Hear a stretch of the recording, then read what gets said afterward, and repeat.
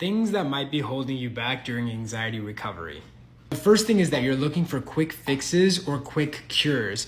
And this is perfect for marketers, right? They're trying to find a way to sell you something. So what they'll say is, hey, this is a quick fix. Hey, this is an instant relief. Hey, this is an instant cure to your anxiety. And they may show you a couple of things of some people saying, this changed my life. And then you say, oh my God, that's the missing piece. That's what I need. And then you end up buying products and you realize maybe it brings some marginal relief, but it doesn't really do much. And what happens sometimes, people can spend hundreds, thousands, sometimes tens of thousands of dollars on these instant relief things, which is just nothing but just marketing ploys.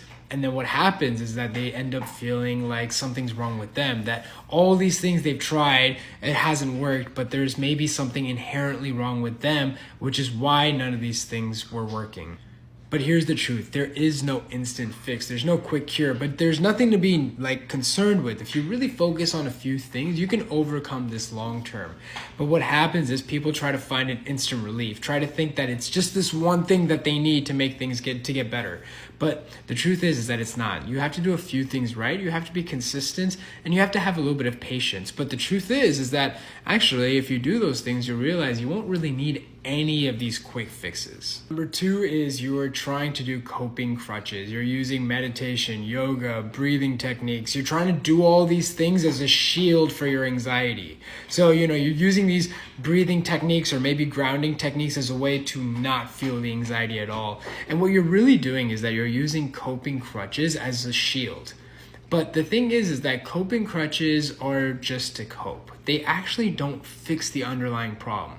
See, the issue isn't that you're not coping with your anxiety. The issue is that the anxiety is very overwhelming. The issue is that you want the anxiety to go away, but it's not going away.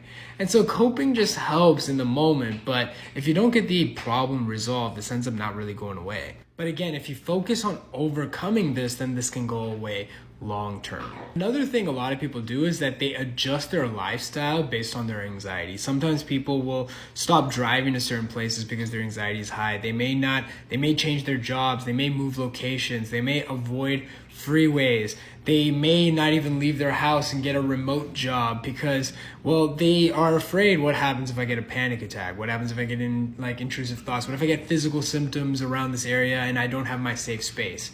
So what happens is that their quality of life really drops. But here's the thing, again, if you focus on overcoming this, all this ends up going away. You can live life totally fully. Check the comments for more.